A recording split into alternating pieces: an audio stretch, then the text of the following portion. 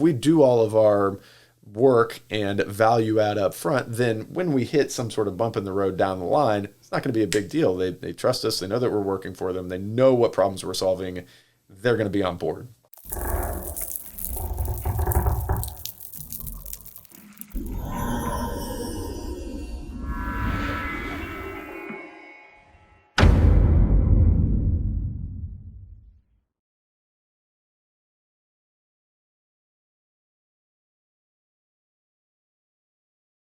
Today, I am going to enlighten you with one of the top real estate brokers in the greater Jacksonville, Florida markets. He has been in the industry for 20 years, starting off as a mortgage underwriter. If I read his LinkedIn correctly, he was a successful collegiate athlete at Liberty University, where he played basketball. In the 2004, they were in the NCAA tournament, so we'll hear about that. He is the broker of the new Pursuit Real Estate. Let's welcome Jeff Reber to the show. Sorry, I botched that. That's okay, Tracy. Hey, I was really thinking the botch was in mentioning that I was in college in 2004, and that has immediately aged me 20 years. I still feel like I can run up and down a basketball court, but I just want to make sure I read that correctly and I had your LinkedIn. Oftentimes I don't quiz anybody on what was there. I just copy it over and make something that was good. So we're coming out of a franchise prior to, and Pursuit Real Estate is the unaffiliated, if you will, independent real estate brokerage that we just started up in June of last year. So still relatively new. We're not even a year into the non-franchise operations, but it's been a lot of fun so far. And thank you for having me. I've seen the show before. It's great stuff. And so I'm just honored to be here. Well, definitely. We want to share your story. I mean, you've got a lot of experience, like I said, working with the two larger brokerages, now going off, here with Pursuit. And my vision always, as I state to everyone, usually I do this pre-show, but hoping to inspire an agent, whether it's a new agent coming on, some advice that you might be giving them, or some agents out there who, as I think a lot of them run their trail with current brokers. They're not adding value anymore, and they start looking, and maybe something that you're doing at Pursuit might be something they might be interested. Come talk to you. Hopefully I can be of inspiration from this perspective, which is I'm not that smart. Honestly, I don't work that incredibly hard. Like, we have 5 kids, so there's a lot going on. I don't really work more than 40 hours a week, but it's what success I've had in the real estate industry is first off, God has been very gracious to us and our family. And then it's just persistence, staying with a problem longer than other people are willing to pays off in the long run. And I got into the business in 2007. And so I feel like anybody that's new in the business today, we're coming off a bit of a high in 22, 21, 22, and some of 23 for the real estate market. Not so dissimilar to 2005, 6, 7. And I had just gotten my license for real estate, was in the mortgage industry. You're jumping away because that was one of my questions. You dove in like in the worst time possible, maybe in the last 100 years. And so, to those that do listen, just know that you can, in my opinion, build a lasting career in a way that's maybe better given that you started during the hard times versus starting when it's easy and getting comfortable and, just allowing the market to do the work for you versus whenever the market's not so great, you have to, as a real estate broker and agent, go out and do the work yourself. Well, I obviously I know Bobby Brennan's with you. She's got a lot of experience under her belt, but besides Bobby, as far as experience at Pursuit Realty, what's your average time in? Yeah, so so we have 16 agents outside of myself. I don't know that I could come up with an average, but we have a handful of agents that have been in the business at least as long as I have. Okay, good. So, some of them now at this point in their careers are more part-time than full-time, but we do have a couple of agents that are 10 plus years, and that's helpful. But I feel like even more helpful than that, though, was if you were in the business in 2008, 2009, even 2010, you have a real feel for like what it takes to go out and just get after it in real estate to try and survive, right. And so we have a handful of agents that fit that category too. And just for those who are listening, because the builders really didn't get, and I've mentioned this on the podcast before, when the collapse happened, basically 2006, things started to turn down. You go into 7 and 8 and it's rough. The builders went at that time below, I've researched this, the lowest it had been in 50 years, they went below that the previous 50 years. So we set new low records for new homes being built.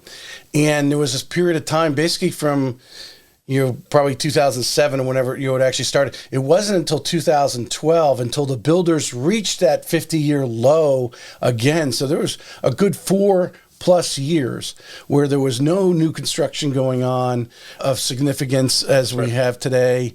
So 9 and 10, even though the rates were dropping late 08 and into 09, the refinance boom was on. You still were fighting to fight through foreclosures and short sales and all that stuff. Well, half of what we sold back in those years, 08, 9, 10, were either short sales or foreclosures. So you're absolutely right about that. It was about 50% of the marketplace.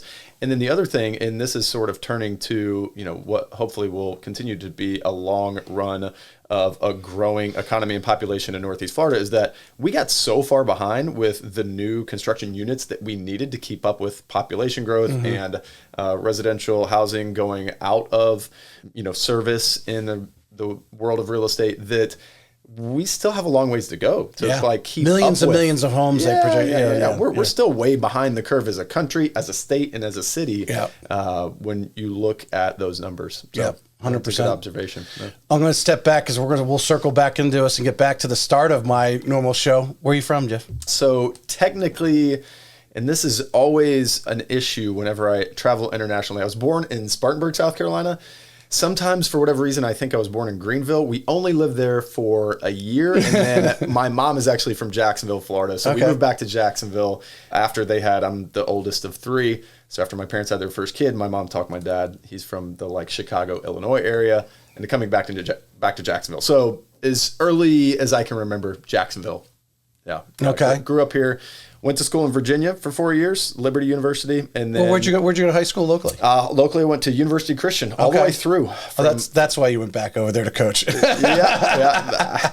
So we talked briefly before the podcast that I had 2 years as a head varsity basketball coach while also running a real estate brokerage, and I was awful. I was just maybe the bottom 10% of high school coaches in Jacksonville. There's a lot of great coaches locally. I was not one of them, though. But yeah, that was how that I have to go back and look it up, but I've had numerous people on the show that went to Liberty. I'm not exactly sure what's in the water, but I could. You have a good alumni group here. I probably have, that I personally know, I bet there's 20 people that live in Jacksonville that went to Liberty. Yeah, at least. Maybe if I have had 3, I've had 4 on the show already. Yeah. What brought you to Liberty? What was it? Was it a basketball scholarship, or we know you played ball there? What brought you there? So I actually walked on. So there were a couple different things going at the time. 1, I had some friends that had gone there and had great experiences. 2, I was sort of looking for a Christian school, and then 3, I wanted to play Division I basketball. I had this in my head for some reason. That I wasn't going to be satisfied if I played, Division II or NAI or whatever, which I probably in hindsight should have done. That would have been much more playing time for me. So I went up to Liberty, ended up walking on to the team, and it was a lot of fun. I'm glad I did it. We were playing, we played Duke and Iowa and St. Joseph's and Clemson, and just this roster of ACC teams traveling around, the guys in that area that I wouldn't have had that experience at another smaller school. So it was a lot of fun. Right. Yeah. Awesome. So how far did Liberty make it in the 2004 March Madness? Yeah. So we won our conference tournament. We went to the big dance, and we got beat by a lot. I don't know. You could probably Google it. It's like 25, I think. But here was the kicker, though, is I was getting garbage minutes in those days. And so we're down by a lot. At the end of the game, I get into the game, and I remember this guy sitting behind our bench, on the front row. We're playing up at the HSBC Center in Buffalo, New York, and he is yelling at me because I was the type of kid that if I got in the game at the end of the game, I'm shooting every time I touch the ball. And so I did. First possession was a quick shot. You're one of those guys. Yes, I was. And this guy screaming at me to hit a 3 because the spread was 26.5. And we were down 28, and we hit a 3, and we covered the spread, and he was so excited. And I'm thinking, what kind of degenerate is this guy betting on a 26.5 point spread? Find another game to gamble on. But anyway, so yeah, it was a good time. It must have been nice to win the conference. I mean, I think I look back and the guys that I walked on at the Citadel. I didn't last that long because my grades plummeted, going to military college in South Carolina, playing football at the same time. You're going. It was too much, and then keep the grades. So I dropped football. But knowing a lot of guys here locally, one of my classmates that went on to win the Southern Conference eventually, our senior year, what playing at the collegiate level. I mean, even in high school, is obviously that's where some kids have a chance. Even less, obviously, have the ability to play at a Division I school. But what you learn in the work ethic, determination, the pain, the suffering that you go through physically, you're pushing yourself every day because you're competing against the Dukes. Sure. And at least trying to stay in the game anyway, right? Yeah. So for me, I did love basketball. In zooming out and taking it from more of a 30,000 foot view now and thinking about what I would want for my kids in athletics, you hit the nail on the head that what you get in having a schedule, in being dedicated to something, in developing a work ethic, in functioning with all of your teammates and navigating those waters, like all of these skill sets were so helpful in life that at the time I maybe didn't really realize how helpful they were going to be. But so thankful for it now, and something that I want to pass along to, not just my kids, but anybody, family, friends, nephews, nieces, whatever, that, hey, if you can go participate in a sport and be good at it, don't think that you need to play professionally. Like, sure, everybody wants to do that. That'd be great. But the numbers just aren't with you. The odds aren't in your favor.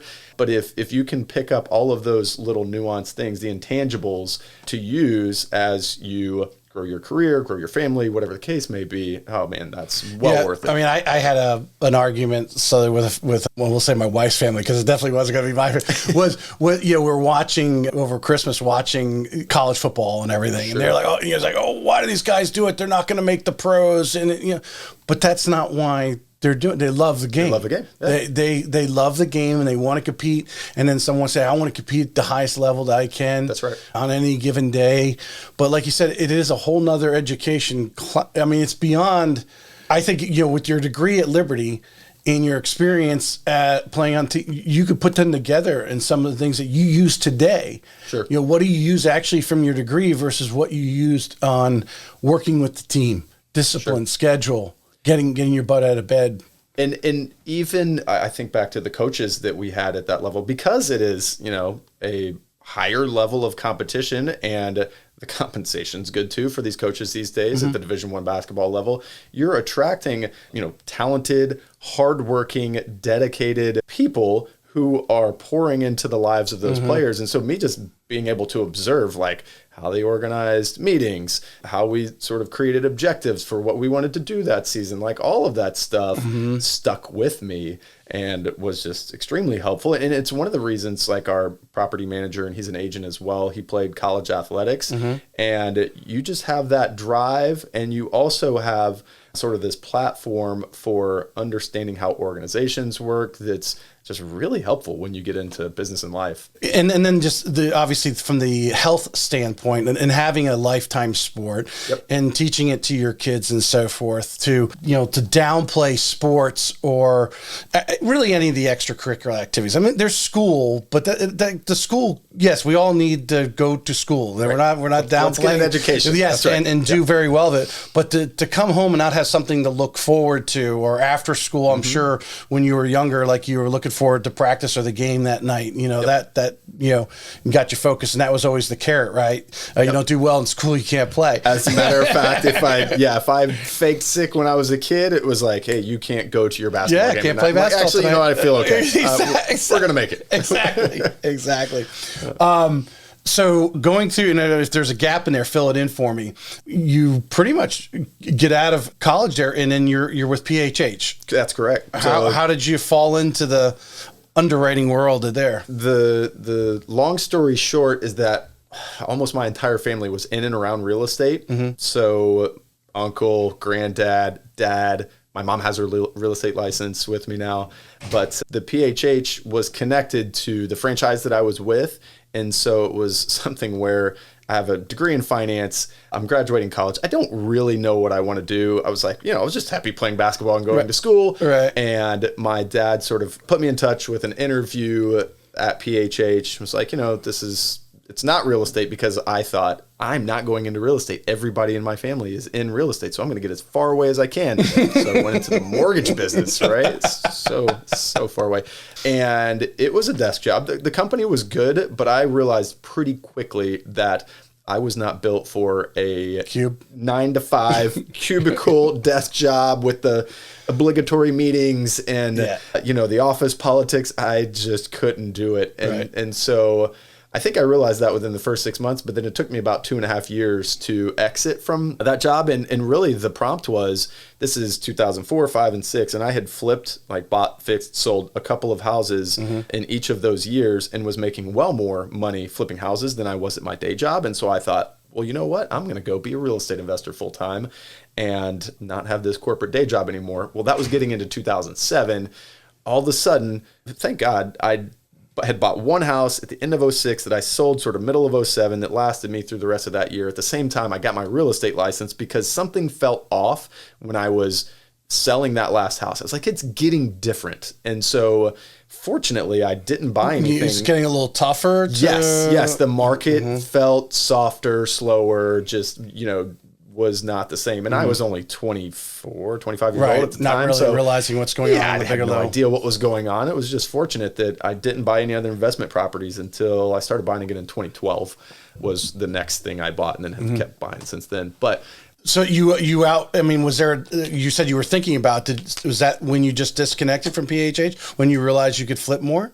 Yes. So that was 2007. No, I'm sorry, 2006. There was actually a gap year in there where I more or less went back up to Lynchburg, Virginia, where Liberty is, to visit all of my friends who had turned 4 years into like 6 or 7 years of school.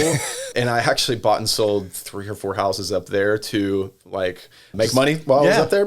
Yeah. So were you doing a little sweat equity in the I flips? Was. Yes, I was. And that also was a life lesson learned that I'm horrible. Like I'm just not gifted in a way that I have these friends who you don't like to paint.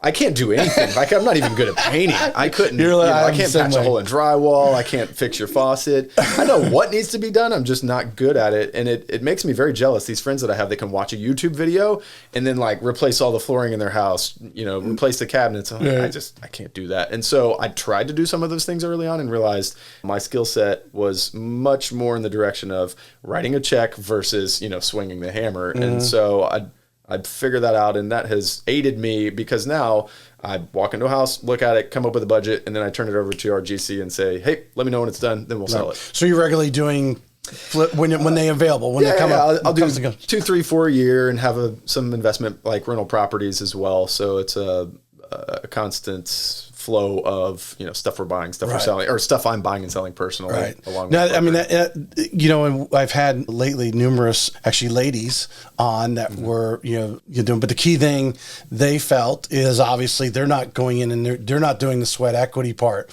other than maybe some small cosmetic things they might do. But the importance, especially in our market in Florida, it has a reputation of contractors not showing up. Sure, having that contact like you're talking about. How important it is, in your flips and the success of them to have the reliable, relationship.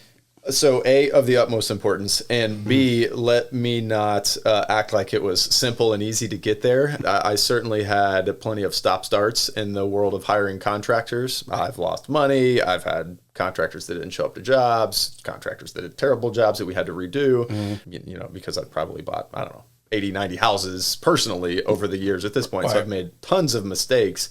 But the thing I love about real estate brokerage is that real estate brokerage allows me to be sitting on top of real estate investments. And that is what has been so great personally investing over the years. Like I don't really put my money in stocks, bonds, mutual funds, anything, because I don't understand it.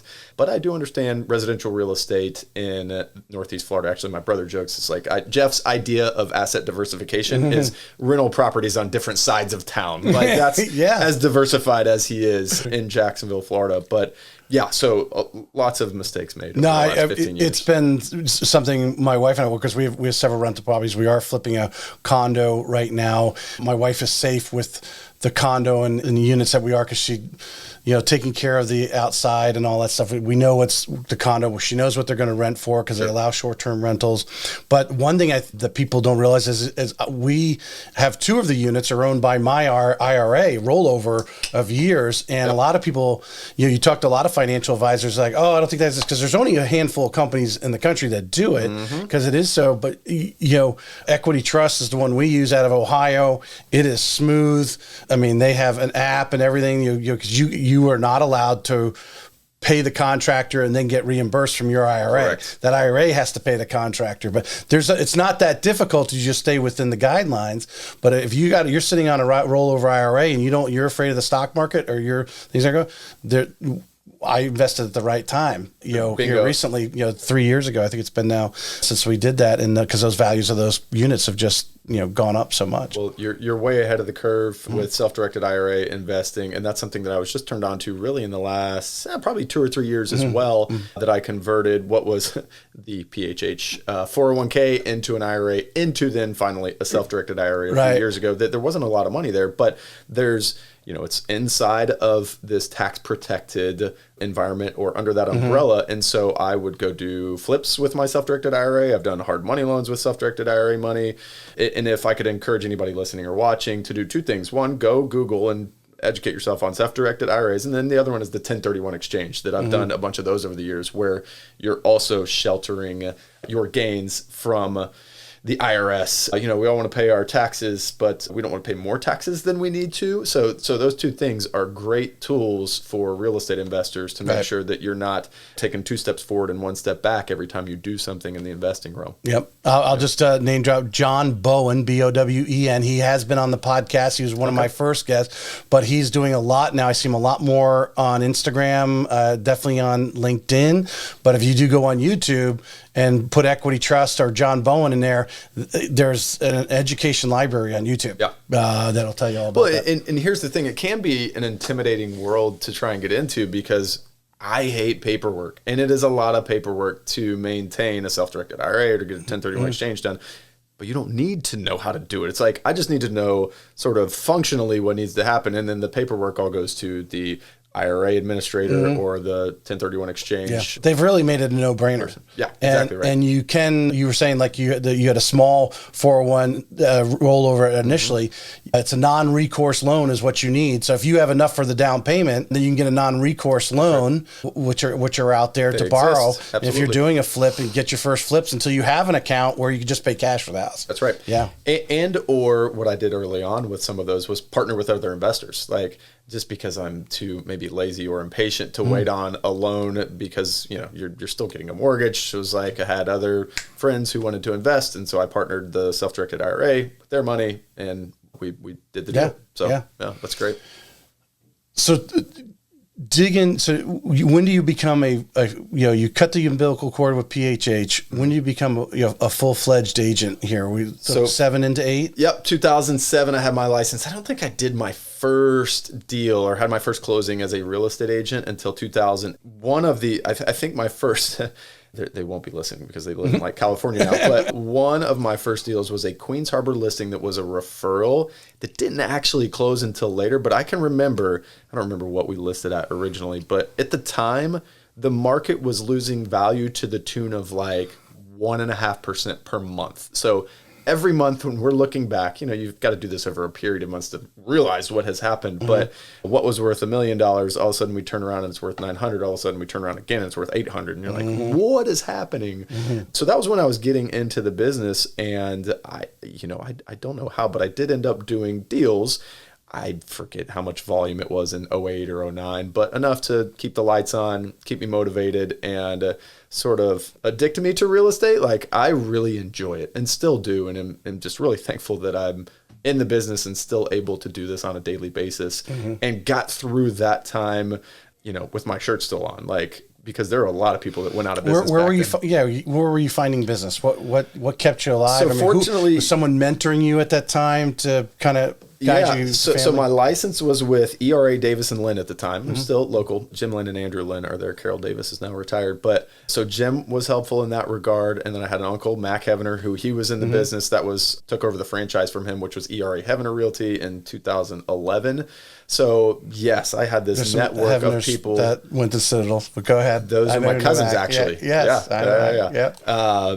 And so they were helpful, and there was a little bit of relocation business back in like 08, 09 that was in like USAA, Navy Federal, Cardis, if you remember that name. They've since changed names, but it's a relocation network that I was getting a little bit of that. But then honestly, a lot of it was just I didn't know any better, and a couple of my first deals were this apartment complex over on the water at San Jose and University, where I just called every owner and asked them if they wanted to sell their house. And I ended up with like 4 deals off of those phone calls in that first year, because somebody sold a house and then they bought something, and then they had a friend, and then that friend sold and bought something. And it was a number of instances like that where I was just beating the pavement.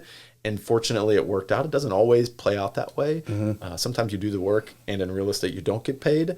But there was enough there to keep me going, and doing a lot of, especially back in those days, expired listing, like phone calls and marketing, a little bit of for sale by owner stuff. Well, the market was changing there as the market has changed here in the last 18 months. Like, I mean, we had, the rates were so low. I think one of the big shortages we're not having now is the people just moving from one community to another locally. Like, hey, I want to go live at Nocatee, or hey, I bought in Nocatee and I don't like it here. I want to move away.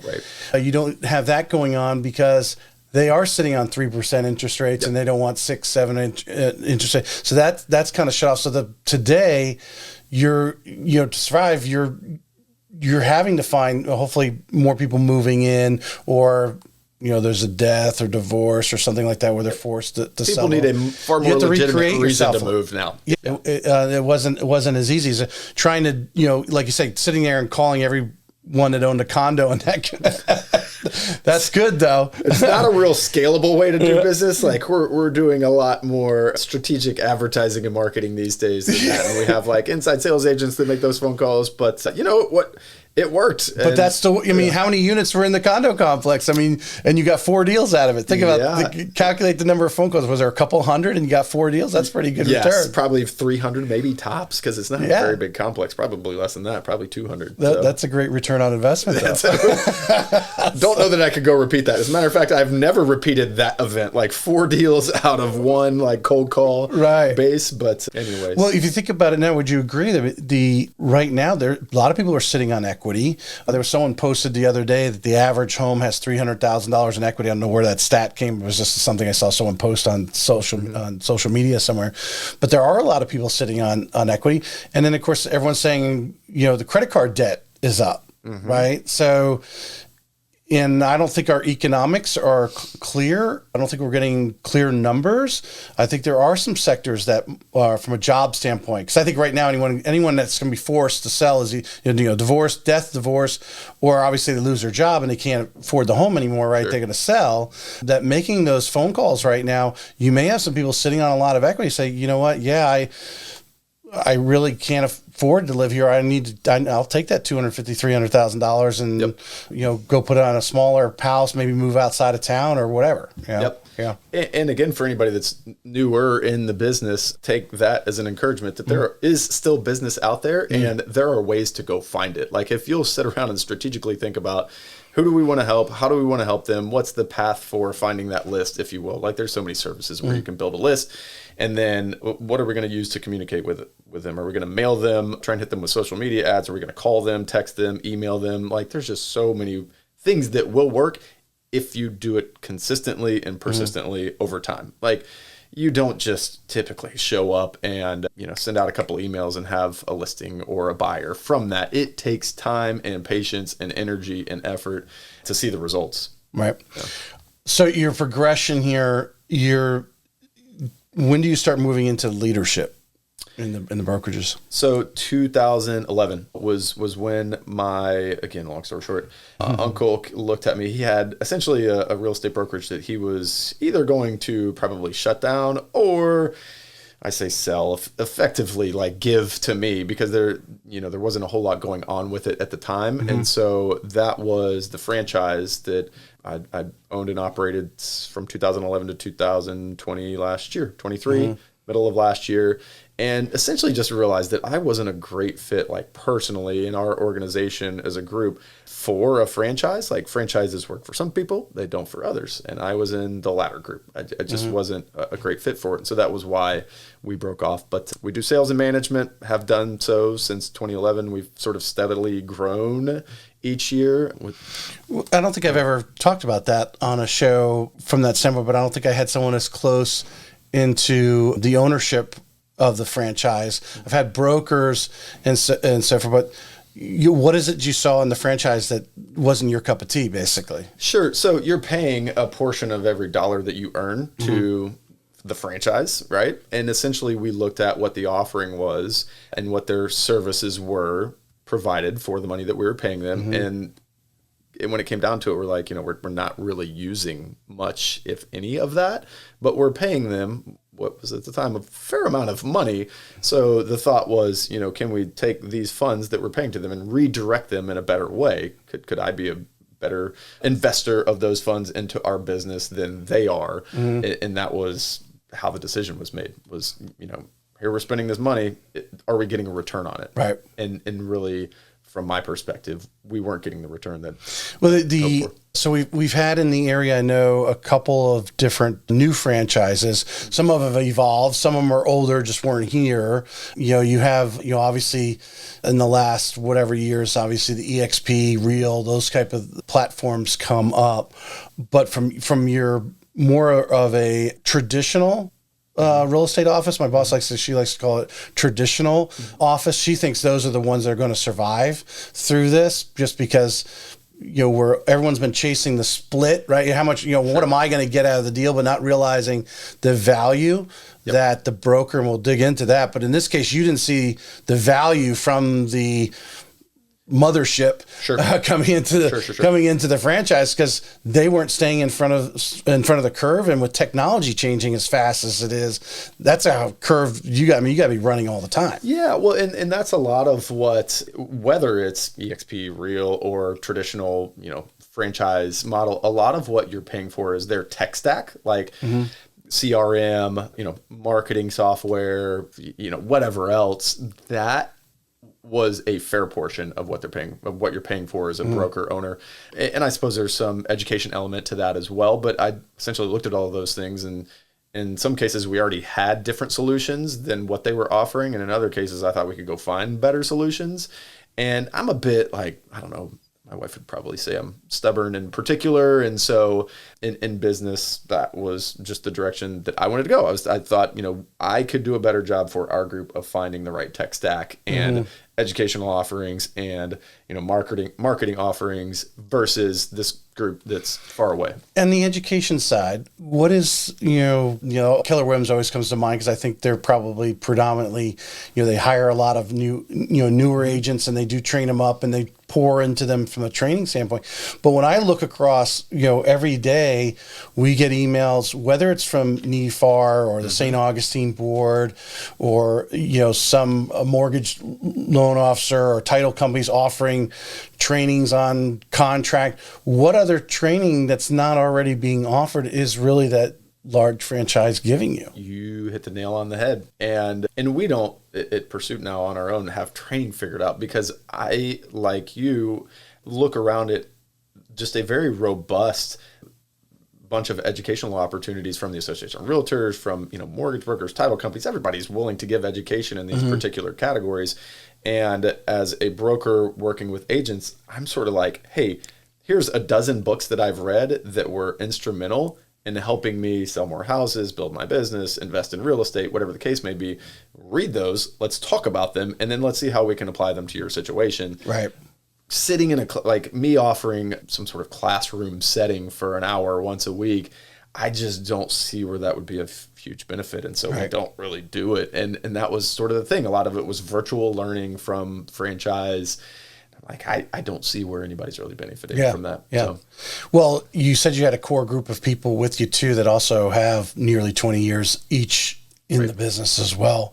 When it comes to replacing that, that franchise provided education, just by having experienced people that they can call on. You'll pick up the phone. Hey, I had a contract issue. Have you dealt with this before? How beneficial has that been? Just, having those people in the office. No, it is. And we've got several in our group who are always willing to share, always willing to help. So very beneficial. And to your point, like some of the things you're just not going to learn in a classroom that come up in a real estate deal that are transactionally oriented. You just got to go out and beat the streets and, trip and fall a couple times before you figure out, oh, okay, this is how this works with a real estate deal. So, well, it must have been Matthew Rathbun, who was at RE Bar Camp. Okay. He speaks nationally. He's out of Fredericksburg, Virginia. So he's up there. But I remember, because I was listening to the podcast, because I went out on the Apple, I was listening to the car yesterday. One of the important things he said, though, is to schedule into your day some form of education. Now, that could be, how can AI help me out with my business, and put 20, 30 minutes a day in this schedule.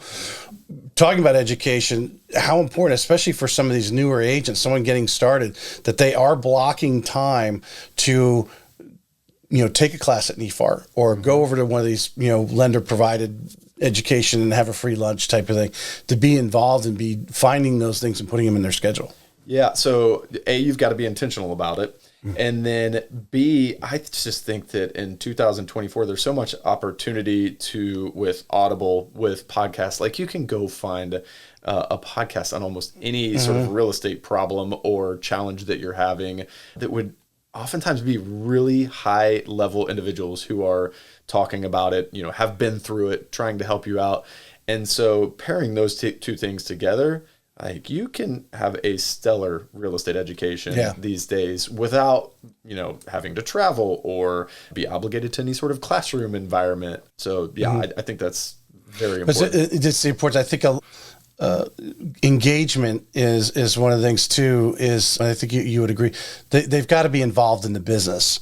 Whether it's education. How important is it? There's a lot of people who don't like to go to the socials and so forth. Occasionally you do have to show, because how important, especially in 21, we talk about this all the time, when you're getting 20, 30 offers on the house, to look down and see what real estate agents are on the other end. I know that person. I know they're going to get this deal done and not, walk just because the buyer, didn't over feel warm and fuzzy $500 about it or whatever. Yeah. No, that is very important. And I'm not the personality type that loves going to meetups and that sort of thing. I do like meeting people. I don't know. It's just weird personality, I guess. But it is helpful. And if you're going to build a career, you need to know the people that you're working with and around. And that's an important part of the business, I think. Right. Yeah. All right. So one of my standard questions, like I said before show, I like to think, or maybe I said at the beginning of the show, I like to think there's someone maybe hasn't gotten their license yet that might listen to it, or maybe they're in class, but they haven't signed up with that first brokerage, or you got that other person who did sign up because their girlfriend works at the whatever brokerage, but they got there and realized, well, what do I do next, right?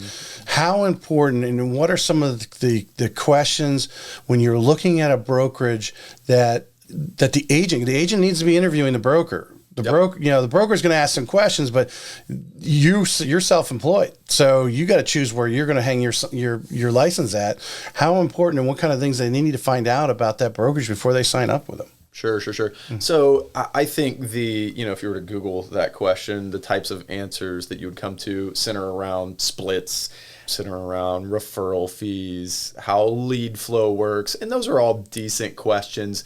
But I think getting underneath the surface, just the way that if you were, a manager hiring an employee, like how does this person deal with stress? How does this person deal with bad things that happen? What's their weekly schedule look like? Like stuff that has more nuance to it, I think provides as much value as just knowing how the leads flow and what the splits are. So I don't know that that's exactly the answer you were looking for necessarily, but. Well, those are questions when you don't know what to ask, right? Well, what's my split going to be? Okay, well it's like someone calling me in the mortgage side and say, what's your rate today? Because they don't know what else to ask. That's the only question they have. Sure. And to dig in find, like you said, I think it's one of the things that I've found in this industry. I know you have just experience. Everyone does it differently. And, there's some brokers that are proactive. I was talking, George Guerrero down in Miami. He was talking how, he's very proactive as a broker. Someone signs up under him, he's on their tail. Why aren't he does a 15-minute phone call on Monday morning. He wants everybody to be on there. He's gonna start holding you accountable. Sure. Where some brokers, you sign up and they're like, "Oh, you didn't show up today." It's more crickets. That's your problem. Yeah. There you go. Like, how do team meetings work? What are your expectations of me as the agent? Yeah, those are all things that get a little bit more down into the nitty gritty on what the experience is going to be like working for them. And I mean, the nice thing, I say nice thing, maybe it's not a great thing, but about real estate brokerage is, you don't have like a non-compete. So if you get into a situation where it's just not a fit, it's an easy exit, which is fortunate, unfortunate, depending on who you are in that situation. But I think that it's not like you're committing your life to that situation or person or company. So if it's not the right fit, you can always redirect in a different way. So. How important is it for that agent? I mean, you've probably experienced, you probably have found yourself several times in the years, but finding, as the market changes, what is your favorite way of marketing, right? What is it that you do that you like to do that you're not, if you don't like cold calling, you're like, I don't even want to get out of bed in the morning because I don't want to go make those calls, right? How important is to find that? And then to go back to the broker question, there's some brokers that are pretty good at helping you find that. Yep. So this is a constant debate I have with Matt, our property manager. Matt and he does sales as well. And he does not like cold calling, whereas I don't mind it. Like, I'll call anybody anytime, try and strike up a conversation. Like, that's my routine, and that's fine. Different sources, and I get business that way. He hates it. However, Matt will go to some industry happy hour or like a networking meetup, and I despise having to do those kind of things. So he and I are totally different, and we talk about that with other agents in the office. Like, there's more than one way to go out and get business. And so what's your personality type? You may even get into like disc profiles and that sort of thing, that you can figure out what your bent is, and no matter what, it's still going to be work, but it will be less work if you otherwise enjoy that type of thing. If you enjoy the networking group, then you're willing to go to 2 of those a week, versus if you hate networking groups, I just wouldn't want to get out of bed in the morning if I had to go to networking groups all the time. Like, that would not be my cup of tea. Right. So, well, you said you only work 40 hours a week, but isn't real estate is a lifestyle? I mean, True. You are, like you said, what is it you like to do? Some people can bounce around all day long, and there's some. Well, you go online, listen to some of these coaches. It's how many conversations you have a day, right? Yep. There's some of the biggest real estate offices in town here. They have 20 substantial conversations a day. Talk to somebody about real estate, have a literally, whatever, how many minutes that is, or type of thing, have a conversation with them, and obviously start building relationships. Sure. So are you really only working 40 hours a week, or have you just made it your... So good question. And I don't know if it was conscious or unconscious, but when I got into the business, I did not want to have to worry about either trying to convince and compel my friend group to work with me, or talking to a person in the grocery store about real estate, or at dinner about real estate, or at my son's baseball practice or daughter's dance recital thing. If somebody else brings it up, I'm happy to talk about it because I love real estate, but I rarely, if ever, am making some sort of pitch while I'm at baseball practice to the other parent that's there. So I really don't, like, operationally, when I'm dialed in at the office and I'm trying to generate business, that's when I'm going. And then when I'm done, I'm more or less done. Now, again, if somebody wants to talk about it, if they've got a house to sell, or, want to buy something, great. But it's not going to be me prompting it typically. But how important is it, for especially these agents that are, getting their business started, that everybody they run into knows what they do. Now that can be done several ways. I think Jordan Ferrer, she said it clearly, and actually Erica, your last name's slipping my mind. I see your face, but they're talking when they go to the ballpark, they're wearing some sort of T-shirt that says something about real estate. So everybody, even though they're not having that conversation, they all know That's what they do. Johnny's and I'm not saying mom I'm is a right real about estate that. agent. Like Yeah. there are great real estate agents who do more business than I do, who are more in that mode where they're ready to Just subliminally letting everybody know I'm in real estate. No, there's nothing wrong with that. It's just not. I don't have the energy for it, I guess, is what it is at this stage in the game. So, no, there are plenty of real estate agents who just crush it because they're a part of the parent-teacher organization at school, and everybody knows that that's what they do, and they get a dozen deals a year out of that group, and that's awesome. Like I love that, and we have agents that are like that in our group, and I love that for them. I just know that that's not you. That's not me. This stage in the game, I realized it. How, we kind of ran over, your initial part there, but whether you had one or again, agents coming in, whether they have a mentor or a coach. And, I think it's important. If I was getting in the business today, as an agent, to find one of those experienced agents, because I find everyone that I've had on a show, a top producer, they're willing to pour anything. You ask them anything, they'll pour into you. They want to tell you how they do it. I mean, it's kind of a, a little ego boost to let, you're successful and share what you think. Hopefully that they take something from it and they have success with it. Right. But to have a mentor or a coach with you, and whether it's accountability, because that's kind of the number one thing. What does a coach do? Well, they'll hold you accountable, but someone you could just confide your business things with besides your spouse. Sure. So that's one of the things that I love about the real estate industry is it seems like it's just built in, like it's in the genetics of real estate agents to be helpful to those around them, even though, at some level we're all competitive, but at least in my experience, I don't know if that's the case everywhere, but in Northeast Florida and in even the franchises that I've been a part of have all been extremely helpful if you ask for help. And so anybody, watching that's newer in the business that's looking for help, ask. Like people more often than not are willing to do it. And then the next level of that would be if you're hiring a coach or a mentor to hold you accountable and be more strategic, that'd be something that's usually worthwhile as well. But starting out, if you don't want to spend those funds in that direction, there's probably somebody within arm's reach that you could ask and they would be willing to and able to sort of push you forward. So, Well, going back to the broker thing, because I asked this question commonly to get everyone's opinion on it, and the consensus is, but I don't, talking to a lot of the agents and how they got started, very few of them, reached out as that person in licensing, or even just thinking about getting into the business, thinking of it being a business and going out and reaching out to some of those top real estate agents saying, hey, can I have a cup of coffee with you? What's this business like? Although I encourage, and I mention it all the time, because if you're out there thinking about, or you're out there, and I think you would agree, if you're stuck right now, you don't feel you're moving forward and you're like, man, am I in the right business? I really like real estate, but I'm just not moving forward. To give you a call, or to give you one of your top agents at Pursuit a call and go have coffee with them and talk about what you guys are doing. Yep.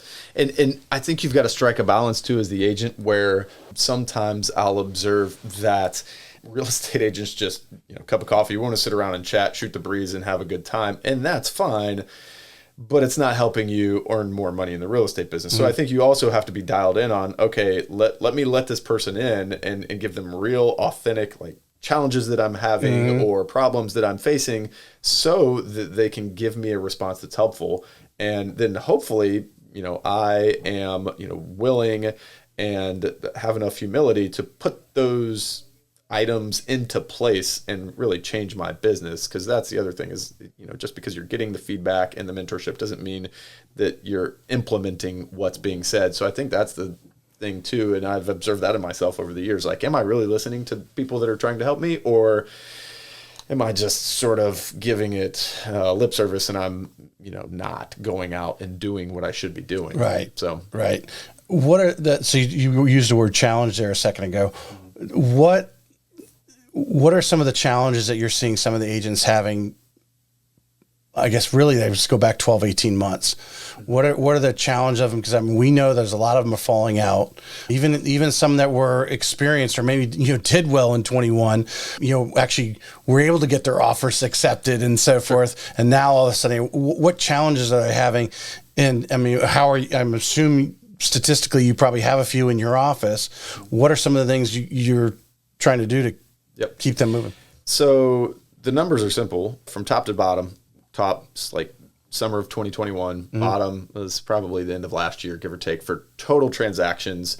We're off like 30 to 35% in the Northeast Florida, whether you're looking at like just single family homes or the whole kit and caboodle. Somewhere in that 30 to 35% range, we're down in terms of total transactions. And the real estate agent count hasn't really changed all that much, still right around 12,000 agents in the business. So there's much less to go around with the same number of people still out there doing deals. And so that's the challenge. There's just not as much to do. And so the conversation that I have on a weekly basis almost now is like, why do I have this listing that's not selling? And the answer is the market's not the same as it was a year ago or 2 years ago. And so the like coaching or response that I give is multifaceted. Like there's not one like silver bullet that I can give you that's going to make your listing sell. Like A, you need to be coaching your seller that the market's different now. And B, they may be overpriced. C, yeah, let's step up our game with photography, videography. Like we're making phone calls to neighbors. We're calling agents that have sold in the community. Like there's things that you can do.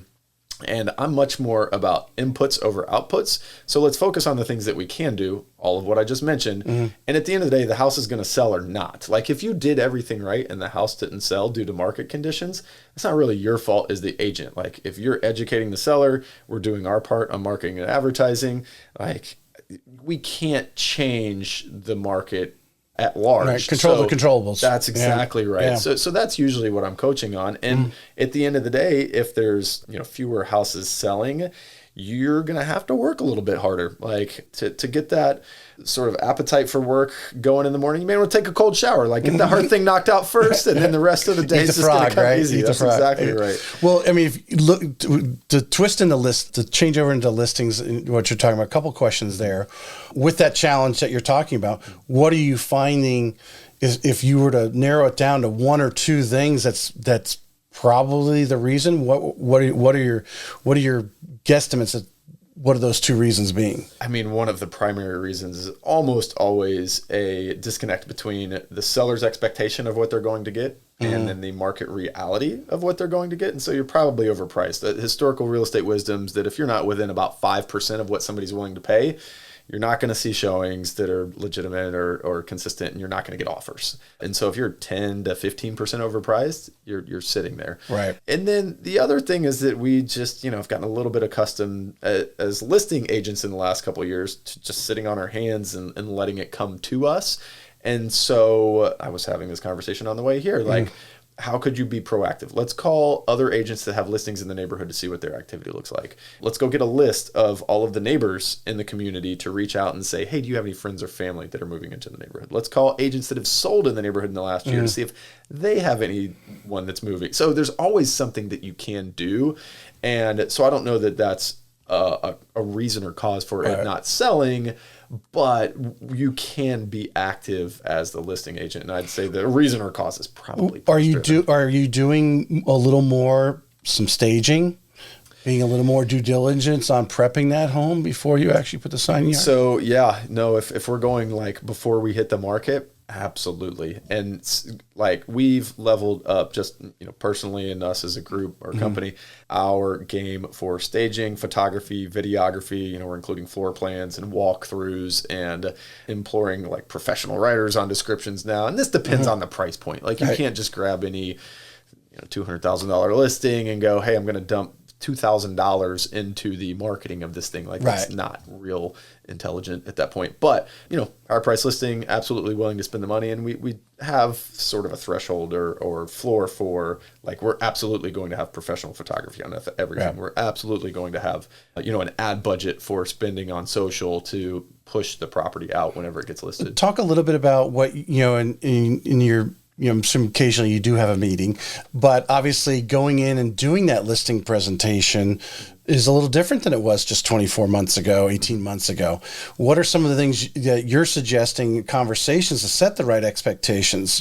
From the lending side, we like to talk to people talk to the agents, say, hey, you probably, because you're competing with new construction and all those benefits, hey, you probably want to go to the seller initially and say, hey, you may want to think about offering the incentive up front because they're seeing incentives from the new construction, right? Yep. Talk about how you guys are, talking about, and strategy strategizing when you're going in those listings? Yep. So I think in order to prep the seller and put them in the mindset for what the market's like we have a great MLS in that it's connected with, I think it's Domus Analytics is the name of the company that provides all of the market data. And so I can walk in and say, look, you can see this chart where new listings coming on the market is growing rapidly and new pending sales is actually declining. So what do you think that means for the activity today as we list the house on your market? Is it going to be the same today that it was a year ago or 2 years ago? Or do you think it's going to be a little bit different? And then from there is the launching point for let's take a little bit of time to have a pre-listing inspection done, fix any repairs, get the staging squared away, get a professional cleaning done. Then we can get our photographer and videographer in so that when we hit the market, if anybody sells in your neighborhood area and price point, it's going to be you. Like we can't make your house sell ultimately, but we can line all of the dominoes up so that they fall down in our favor. Yeah. Yeah. With the NAR lawsuit, again, we were talking about Catty Ketchum earlier, and I don't know how well you've been, if you've been staying abreast of that. I'm sure being a broker, you try to at least hear something occasionally on what's going on with that.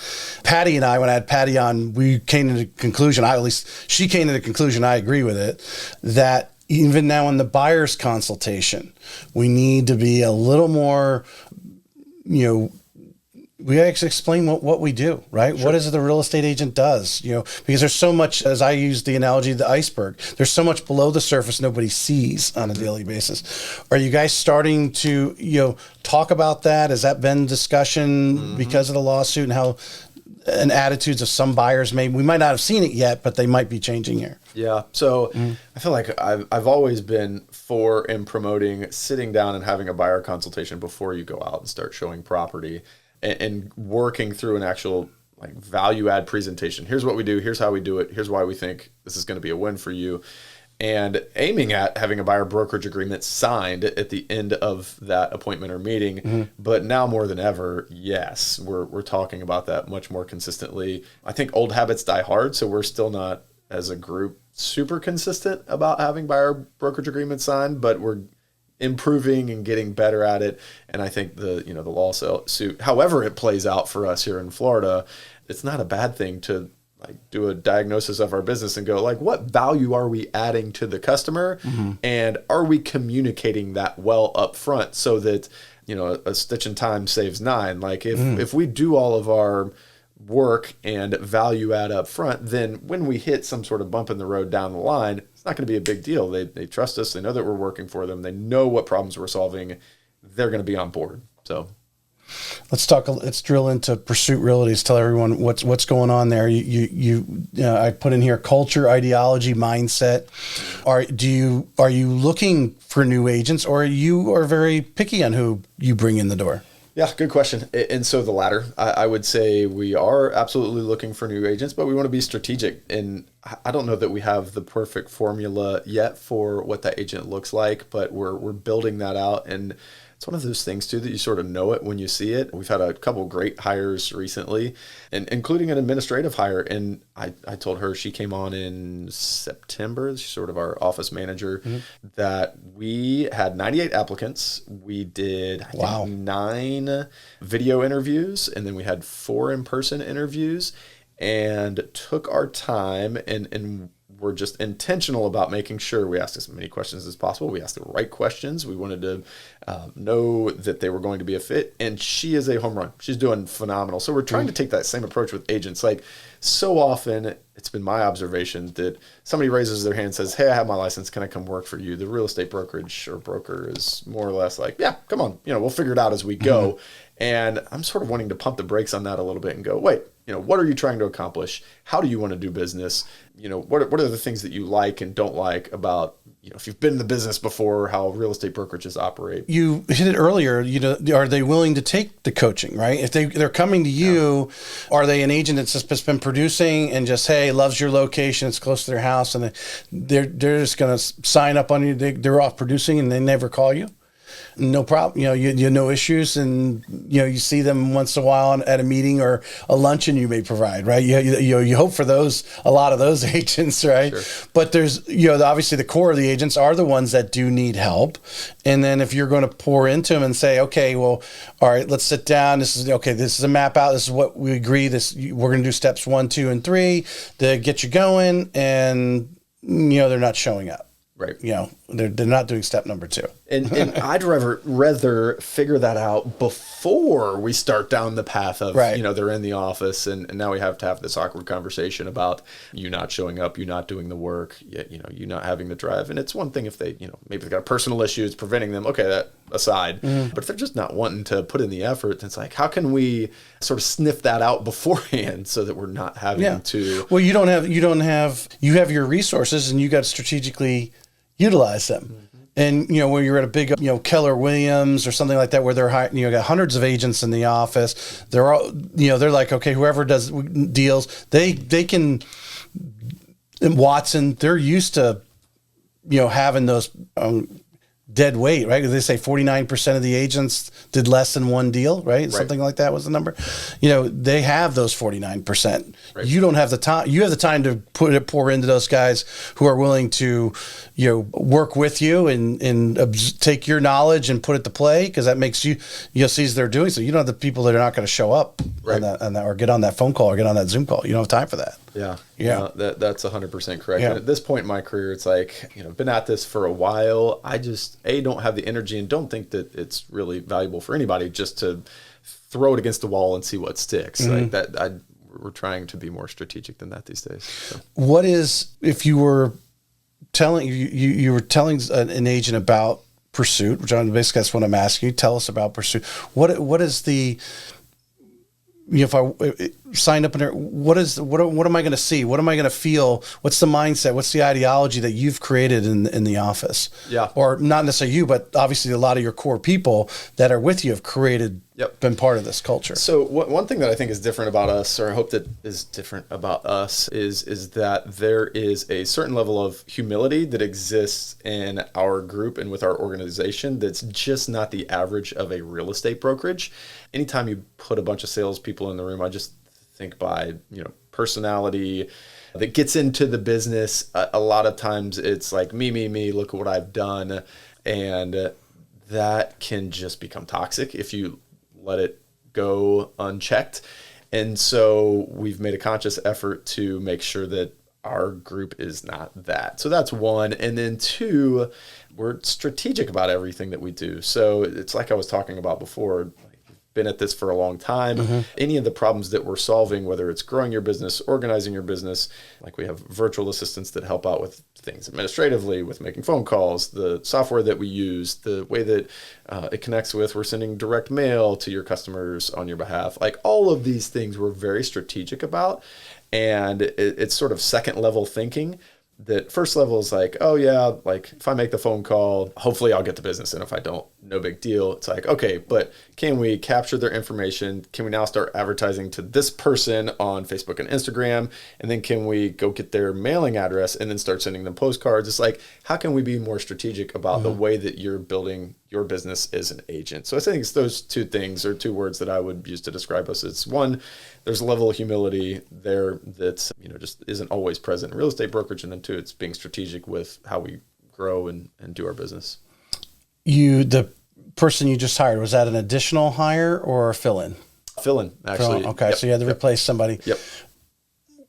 Support-wise, an agent coming to Pursuit, what can they expect? Or, even if you went to another brokerage, what level of support? And obviously I assume you're thinking about yourself when that agent comes into your office, that you give them the same support. So what kind of support do you have? So this is a question that we've thought about recently, and you have two primary things going on in the real estate industry these days. One, you have teams, there's a lot of high functioning teams, even in our market. And then two, you have brokerages.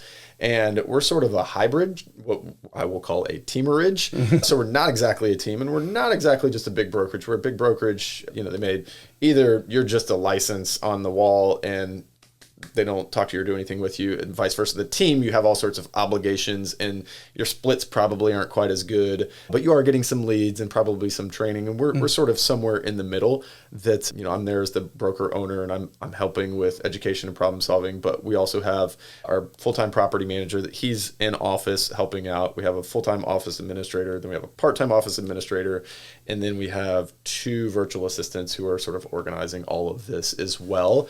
So it's somewhere in the middle of team and brokerage, but the splits for the agent reflect that. It's like, you know, it's not one of these 100% models where you just show up and you get all the commission, but it's also not the team model where you're doing a lot of the work, but still only getting a split that's not anywhere near all of the commission. So it's like right in the middle. And it so far has been a strategic fit for the agents that we're bringing on under that model. Cause I sort of changed it up when we went off on our own. Right. Yeah. Well, I mean, you're growing and you're evolving.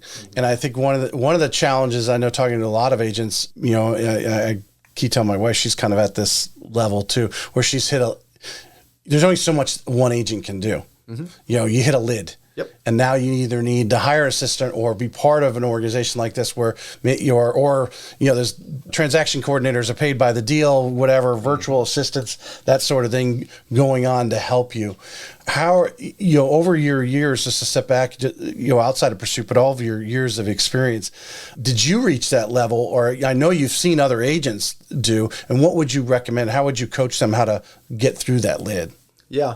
I mean, my personal direction with hitting the lid and then figuring out what the next step was I sort of went horizontally. So since I'm the broker owner, we have property management. I'm doing buy, fix, and sell stuff, buy, fix, and hold stuff.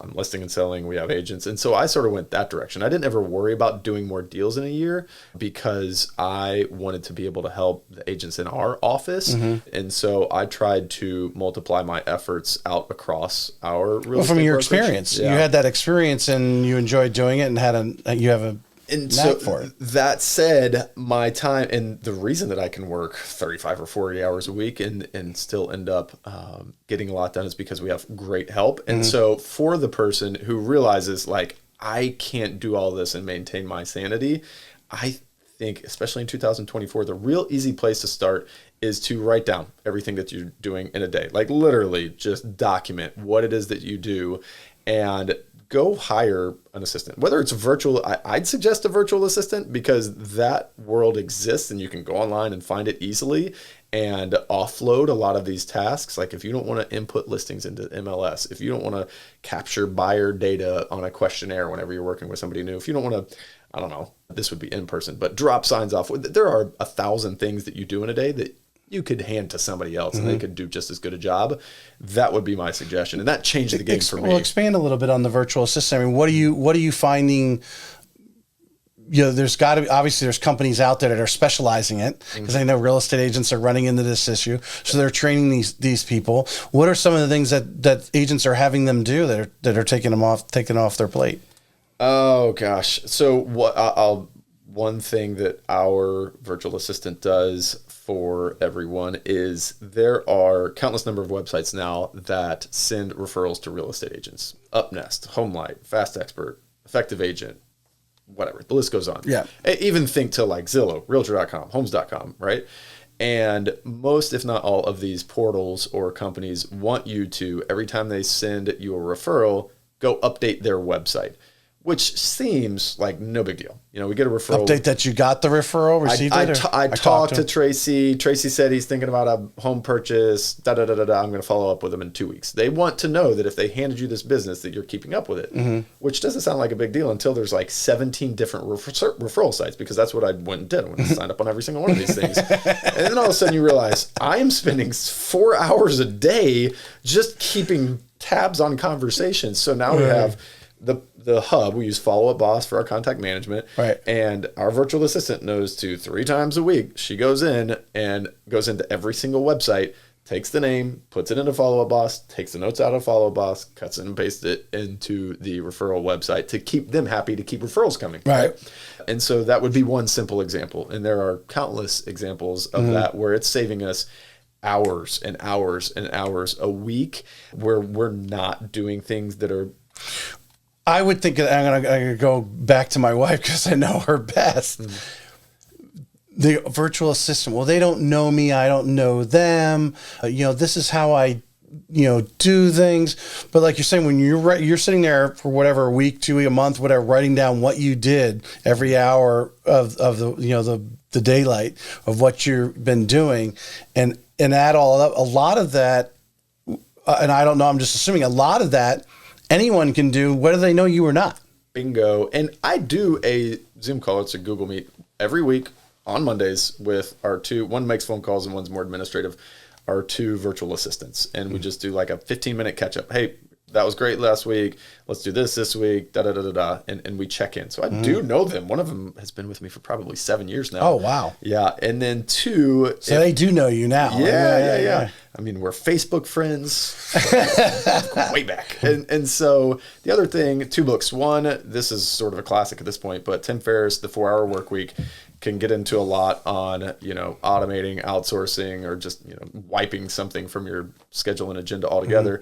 And then I can't think of the author's name. I think the name of the book was Virtual Freedom that I read, and it was exclusively around the idea of hiring a virtual assistant and how to work with that person, because this is big economy and big business these days.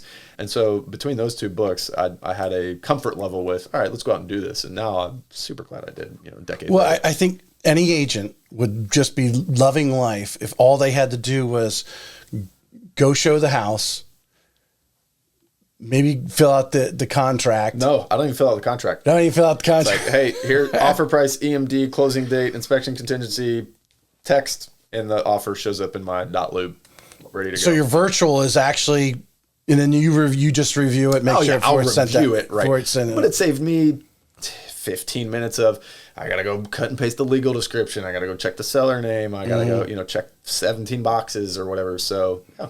Yeah. So, because I think, a lot of people discount the fact that if you spent more time doing those money producing things, which would be, being in front of your clients. I've had agents on, they talk about building relationships, and they use the assistants, virtual or otherwise, to do all that other stuff, so they can spend more time going and having a glass of wine with their clients at 4 o'clock or whatever. And it's those relationships that have spun more business. Yeah. And that's just, having good, and I find that, so with our recent hire, actually, she's the one who's typically, Tana, writing offers, not my virtual assistant, is the truth of the matter. And she's in office, but you could have a virtual assistant do it the same way. But it gives me a confidence and comfort level that I can go out and do those things, and the ship is still on course. Like, the wheels are not falling off just because I'm not paying attention to every little detail. And I think agents, we can get into that, especially high-performing agents. Like, if I don't do it, it's not going to be done right. But you can't grow, and you can't really get a whole lot done if you only ever do things yourself. Yeah, no, it's in the loan world too. I mean, they want to go in and it's like, okay, the application's filled out. You've got the documents. You send it on to the processor. That processor is actually smarter than us. So, they're double checking our work. Did we dot the I, cross the T? Are we in compliance? That's what they enjoy doing. And like you said, you mentioned earlier, the disc assessment. There are people who like to sit in cubes and just have their headset on and just be focused on closing that. They'll make a phone call here or there, whatever they need to do, and fill it in and pass it on to the next person. Or there's people that love doing that. Literally, our new hire, Tana, her disc assessment looks like the exact opposite of mine. Like, when you look at the little charts, it's literally opposite, and she enjoys all of the things that I don't like doing, and vice versa. She doesn't want to do or like doing the things that I do. Well, if that time over the course of the year that she saves you gives you enough time to go find another flip. Yes. Yeah. The flip dollar per hour return far exceeds anything else that I do in the real estate world, because if I'm buying it, those are good deals. So, is there anything we haven't talked about that you like that? You want to let us know? I don't know everything about you, so if there's something you want everyone to know, go for it. We ran the gamut. I don't know. We're still taking applications. I do play basketball twice a week in a morning group that if you're a hooper, now these days it's the same group that I've been playing with for the last, 14 years maybe. So we're all getting older now. So you probably need to be 30 plus. Like, if you're less than 30 years old, don't talk to me. But if you're a hooper and you're 30 plus, we're taking applications we play Tuesday and Friday mornings at 5:45. So where's that at?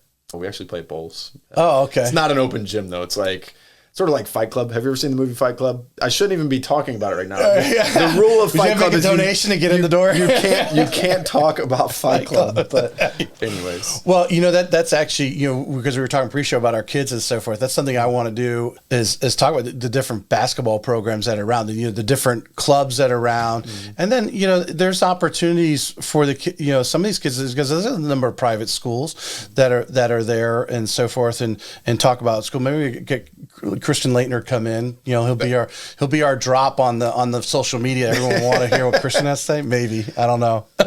There you go. But I appreciate you coming on. Hey, thank you for having me. It's been great. Hopefully everyone got a little more about what you're all about, what Pursuit's all about. If you're interested, Jeff's reachable. He's on social media. Reach out, and even if it's just to have a cup of coffee.